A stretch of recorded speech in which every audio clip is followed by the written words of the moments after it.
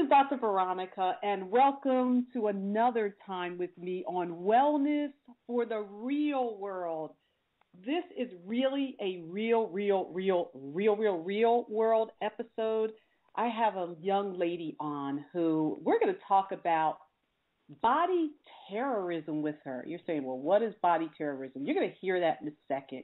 You're going to hear her story, and we're going to talk about our bodies. And like most women, I have issues with my body, okay? And let me just tell you about my issues with my body from when I was young. And most women can do this. Now, I'm going to start by telling you the good part about my body, okay?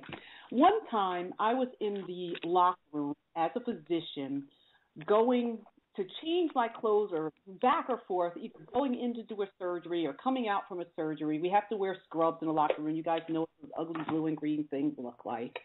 And I was in the locker room across from the operating room, and it's mostly that used to change in there. Some of the doctors changed there, but mostly nurses and people like that were changing there just because of where it was and how they had assigned the locker. So I had a locker there. And once I was changing my clothes, and this woman just said to me, "Oh, my God, you have such a beautiful body." Now, I will tell you that I am over 40, and this was when I was over 40, that this young girl who, and when I say young, probably maybe, 10 years younger than me, 25, 30, was telling me that I had a beautiful body. Now, I always looked at my body and thought my hips are too big, my thighs are too big, my butt is too big, I'm too short, there's a little cellulite here, I don't like the way my feet are shaped. I can tell you every flaw on my body. And a lot of women are like that. And although I tell you about it now, I've become to love my body a whole lot because I have something that many other people don't have, and that is what I will call perfect health. So no matter what my body looks like on the outside, I've come to accept it and love it because I'm well, and that is a beautiful thing. And so, however, I also look out there and see what is on the front of magazines, all of them airbrushed and lengthened and skinnied and all this other type of stuff. In addition, I am a woman who, I told you, I'm over 40, I'm moving on in years. And for women, we tend to, let's just say the way our culture is, especially the Western culture, disappear at a certain point because we're not considered prime. Now, you guys know I've done shows about being a boy toy babe or a cougar or things like that, and I've sort of realized that what the media is trying to portray to us isn't quite true, and in fact is an out-and-out lie. And so body terrorism is one of those concepts that I feel like from young, when I used to look at other people at the pool and then I'd look down at my thigh and then I'd look, and it was there from young. But the terrorism was going on in my mind, but it was reinforced by what was going on out there in the world. And so I'm going to introduce to you Dr. Felicia Clark. She is a PhD doctor that has a very high-minded background. You're going to hear about this. You're going to say, "Oh, my God, I'm so impressed." Okay. She's a body acceptance life coach and the leading scholar on body terrorism. And she coaches people into loving their bodies and tells us what happens when you start connecting with your feminine power and essence, and how to get rid of those negative, destructive messages that we all see out there. Dr. Felicia Clark, welcome to Wellness for the Real World. Thank you so much, Dr. Veronica. I'm so excited and grateful that you have me on your show. I love listening to your show, and I'm honored to be a guest today. Well, thank you. So now, first, we have to talk about your background, because I was asking you, and before the show, I said, what type of doctor are you? And you started saying, I said, wait. When you told me a few sentences, I was like, wait, we got to talk about this on the show. Tell me about your background. Now, let me just mention, this lady is a professional plus-size model, And so for people to get out that are more voluptuous and model, is just, I have a friend who does fashion. He's a designer. And she said, he will say to you, that's not fashion. Plus size, are you kidding me? That's not fashion. You're gonna tell us how it is fashion in a moment, but go to your background. You were saying your background is in mathematics. Tell us about that. I am an expert on mathematics anxiety reduction, and I have statistically significant research. So I spoke at several conferences and received awards in that profession, and my professional achievements were in that area. And while I'm doing this research, I had a relationship that was very healthy. I was very happy. I thought he was. And I'm like, why are things not moving along into marriage? He said he wanted to get married. I wanted to get married. We were engaged. But he was really kind of dragging his feet, and he freaked out and had a mini panic attack when we went to get the rings. And I was like, what is going on? He just seemed so much more comfortable having a dysfunctional relationship, and that a healthy, just simple, stable relationship it freaked him out to have that. And so I just started taking classes and learning, what's going on with that.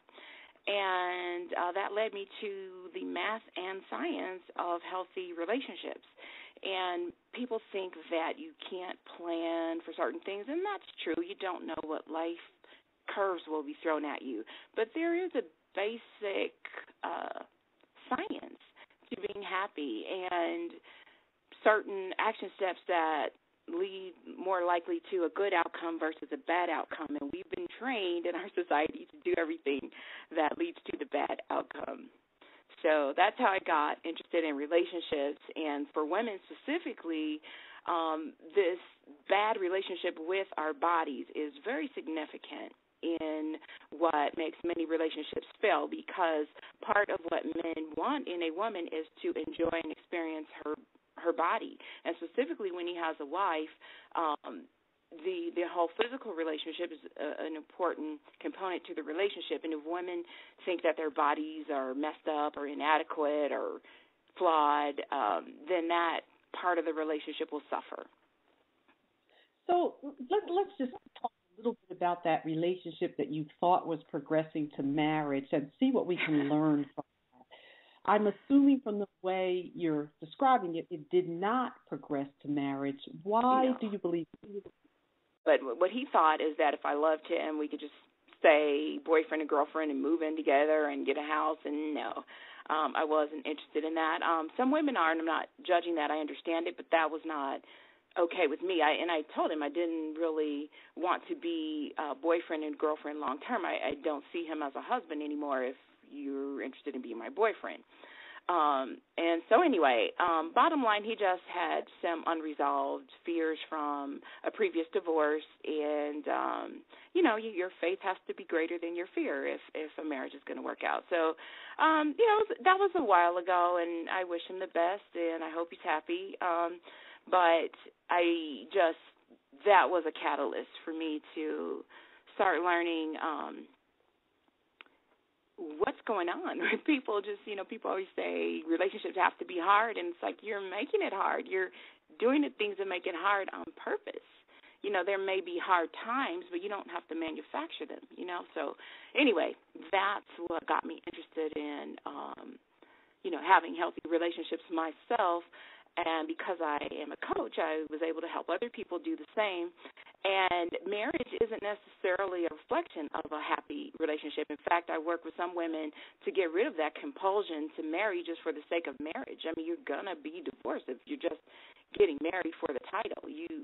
Some women and men don't really want to be married, but there's this cultural compulsion to do so, and that could be impeding your happiness. Let me just ask a question. There's a lot of popularity. We have a comedian that's out there who is on his third marriage and really has studied relationship, but is the ad hoc go-to relationship person. So I'm talking about Steve Harvey. Now, I think Steve Harvey is incredibly talented and entertaining. But when I listen to the fundamentals of some of the relationship advice he's given, I think that could possibly be some problems in it. Yeah. So, the most popular part of it is this 90-day rule. Yeah. What do you think 90-day rule. I have background in psychology. My personal is that I've seen relationships go all types of ways. It depends on the maturity and the motives of both people in the relationship. You can't say when it's right or wrong for anyone to have an intimate relationship, but you must be really cognizant of yourself to determine what is the right time to become intimate. And so I think the 90-day rule is stupid because it's just applied to everybody. And then it also sets up where you start to use sex over somebody's head. You start to use it as the carrot, as the cookie, and you are using it as a weapon. And so this is why I believe that you can't use a particular rule, because you're setting up the most intimate part of your life to be a reward or punishment. What do you have to say about that? Yeah, thank you for asking that. First, I want to say that I do commend Steve Harvey for just raising issues that are very important, and I do think a lot of women were helped by some of the topics that he's brought up. And even if maybe there are some issues that people take issues with, and the 90-day rule being one of them, at least it got the dialogue going. So I do appreciate that. But I agree with you that there's no arbitrary time. What you want to wait for as a woman is for certain behaviors to show up. You want to wait for your standards to be met. Every woman should have standards for inviting a man to their body, and it's not about he earned it and you're going to pay up, with your body. It's more, do you feel that connection? And also, sometimes women do want relationships where she is just trying to experience the man's body, but you can still have standards for that. What is good about the 90-day rule is it is a very effective screening tool to weed out men that are just only interested in sex. Chances are he's not going to stick around that long if that's all he wants. However, some men are very, very attracted to a woman and is only interested in sex and will stick around that long just to have sex and still be gone. So you want to make sure that you've triggered his provider-protector instinct. That's what motivates and inspires a man to treat you well. If you're just having sex, all you have triggered is his procreative instinct. And that's what women get frustrated with. I had sex with him and he left. Well, because he had sexual attraction to you.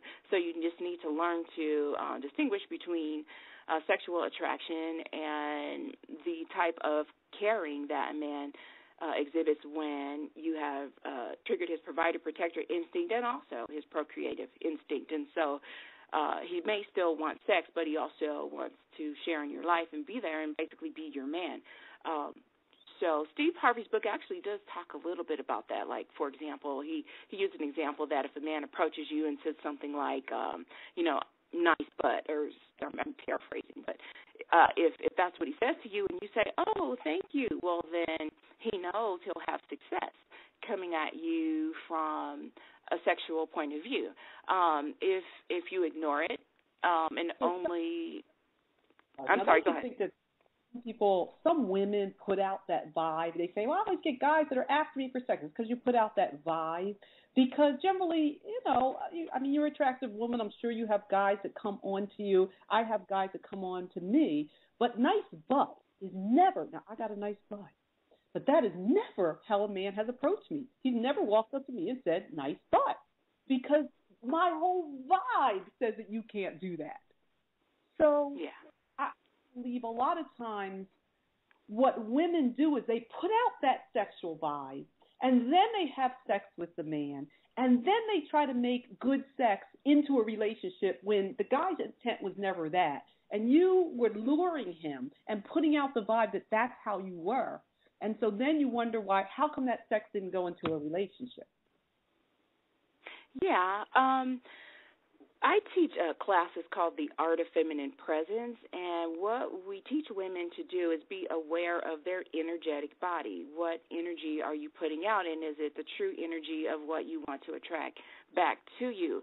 And even in knowing that, sometimes I don't always put out the right vibe, but most of the time I do, and I do get approached in the way that I would like. But one thing we teach in class is how to heal the heart yoni split. And what that is essentially throughout history you learn to get a man through love or get a man with your body, because men had this idea that women are either used for procreation and that's who you marry, or women are used for sex and that's who you don't marry. A woman is actually a whole woman and she's capable of all those things, but patriarchy decided to kind of split us in half, and then our culture responded to that. And so some women are very waist down. They learn to get men's attention through their sexuality, and they're not necessarily aware of it. They don't realize they're triggering his procreative instinct or his desire to have sex. It's just the habits that they've been taught, that this is, every woman wants male attention, and we learn how to get it in different ways. And if you're more inclined to be waist down, or if that's your background, that's what you've been taught, then that's how you know to get men's attention. And even though you may want caretaking, you don't know how to get it. And so those are some of the things that we teach in class, to be aware of your energetic body. And the other thing that happens is sometimes women who are waist up or very heart-centered would like to, have more of a physical relationship with a man, and they're not comfortable expressing that energy either. So we work on unifying the heart-yoni split so you can be both or either in appropriate situations based on what your needs are as a woman. All right, I get that. Wow. Okay, so let's talk more about our bodies. Now, you are a plus-size model, and I know there's a lot of women out there who would say, woo, I'd love to be a plus-size model. But let's talk about one aspect for me as a physician that gets really concerning, especially in the African-American community, especially. We know that people who are overweight tend towards more diseases, cancer, diabetes, high blood pressure, just a risk factor for every single chronic disease is excess weight and obesity. Now, that's not a brush that paints every single person with it. I'm not saying that it's a brush, but we know that that is one of the risk factors. So how do we teach people to be comfortable with their body, yet promote physical wellness? How do we promote emotional wellness and feeling good about our body and physical wellness at the same time? Because disease is epidemic in the African American community, which is 80% overweight.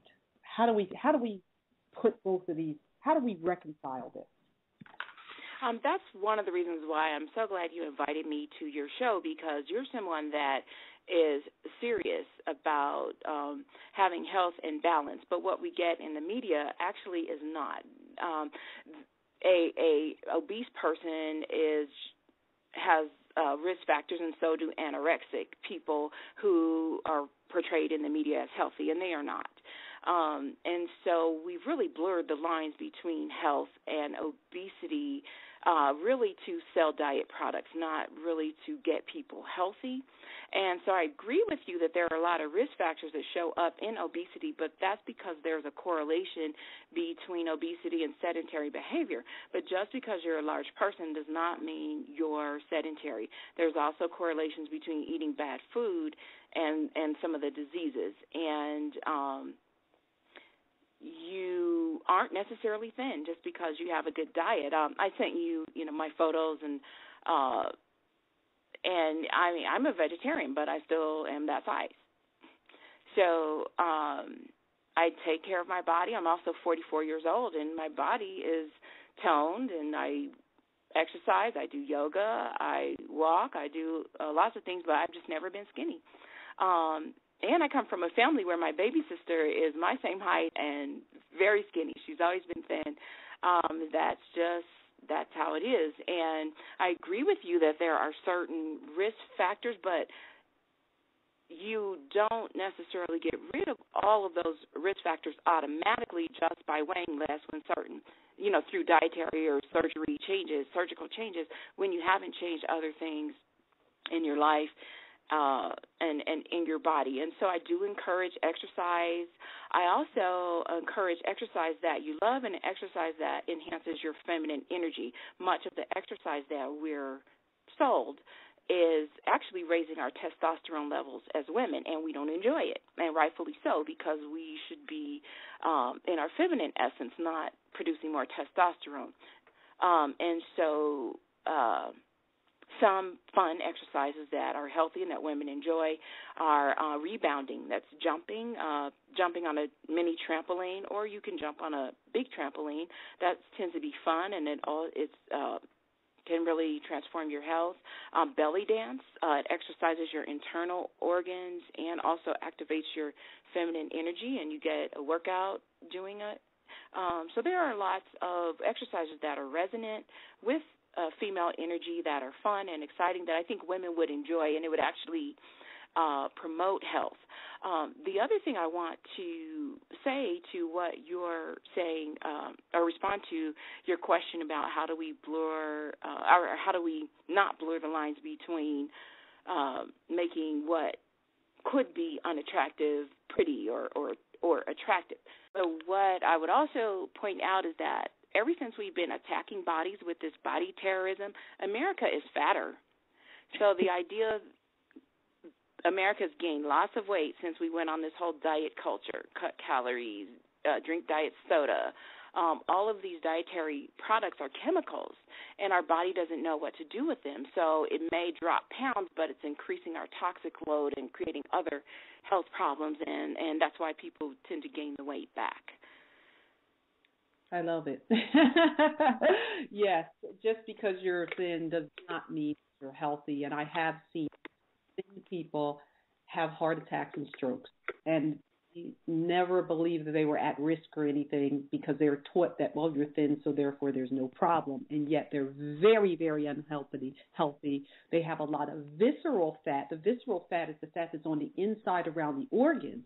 The fat that's on the outside is not as unhealthy as the fat that's actually on the inside. So there are a lot of fat, thin people. We just can't see it.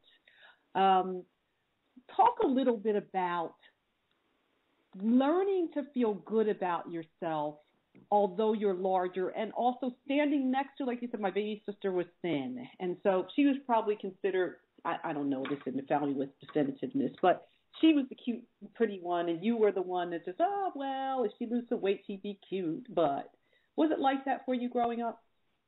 No, actually, and it's interesting that you say that. And one of the reasons why I'm writing my book, In Body Terrorism, One Size Never Fit All, is because my sister was thin, but then she had issues that, her breasts weren't as large as our breasts. We got lots of attention from being myself and my older sister, we're filled out in a way that, I did get positive feedback from men growing up. I didn't get, you're too fat. I have an hourglass figure, just large. And then my father also liked full-figured women, so I didn't get that, you're too fat thing from my family, or that you're unattractive because of your weight. My mother, my father, my grandmother, they were very, very protective of, you do not let people make you feel bad about how you look or how you are. You have one life, you have one body for a lifetime. You respect it and you honor it, and you make sure others do too. So I didn't feel attacked by that. That came from society. And interestingly, for a lot of men actually are attracted to large women, even though you don't see that in the media. Men that are kind of, I guess you would call them A-listers, if you would. I get asked out by men like that. So what they say is they like women with confidence, and a lot of large women won't wear designer clothes and the whole jewelry and hair and thing, and I enjoy doing that, sometimes, not every day, but if they like full-figured women, they're fine with it. Dr. Fifi is cute. This is a cute Well, thank you. She's very cute, but what's really cute about her is her personality. And I can see why anybody would want to talk to her because she exudes confidence and warmth. And that is what I believe a lot of men find attractive, that you get a lot of the, let's call it the, excuse me, everybody, but the skinny bitch. And I actually met at the same time. We were at a big event. We were at the National Publicity Summit, which is where I met her. And there were some people that came up to me who were talking to me who were skinny bitches. And I was just like, well, tell me what else you have to offer. And they were skinny bitches. And I was just like, I don't care.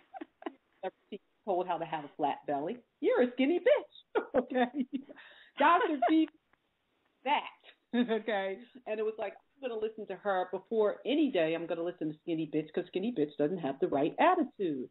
And so you're going to go a long way. You already have gone a long way. We must figure out how to get people more active. And I think one of the crux of what you're saying being true is no matter what size you are, being physically active decreases your risk of everything. Exercise is good for every ill that there is.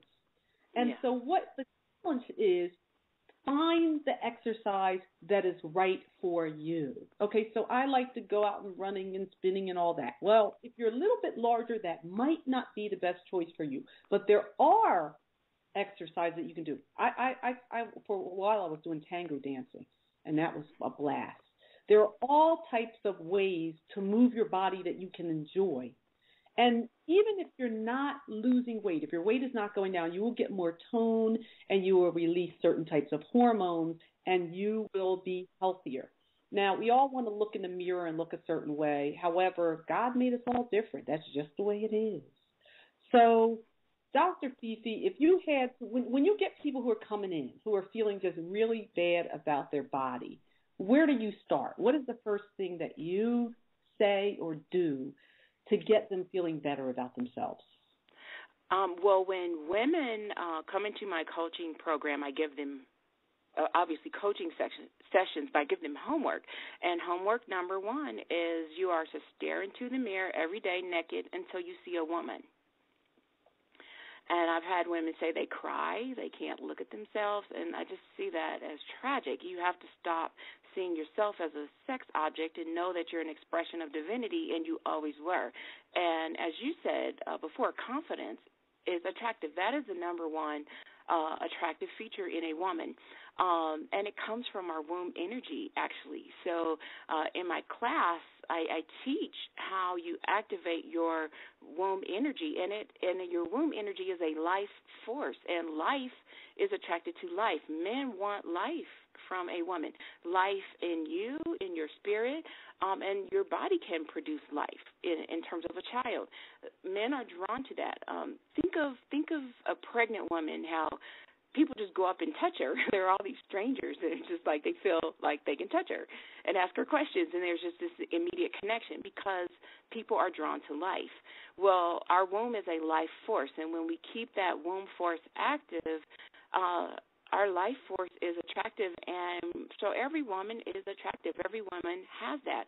What we don't have necessarily is the physical outward look that our society says is status, and if you're trying to be attractive based on status for the sake of status, then you're going to always never feel enough. There's always going to be someone prettier, someone new, someone different, someone that threatens your status. Because that's what status is, that's what status does. But your feminine essence is timeless, and it will be beautiful forever, and it's beautiful to the people who love you and need that life force active in you. And when you hate your body, you shut down that force. And everyone suffers. You suffer, but you don't see that, the people you love need you to be alive. They need your life force. That's one of the reasons why they're with you, that they're your lover, your husband, your friend, the community people that you engage with. They like the feminine energy life force, and women just sort of kill it off and go in neutral, shut down, or they go in masculine mode because of this body disconnect. Yes. Well, I would like to tell everybody, go to ebooklifecoach.com, ebooklifecoach.com. That's where you can get some information about the services that Dr. Fifi has for you. We must feel good about ourselves. What you're looking like on the outside, guess what? That's not where your spirit. However, we also, if you listen to Dr. Fifi, she's saying take care of your body. Go out there, move, exercise, and look beautiful and be beautiful.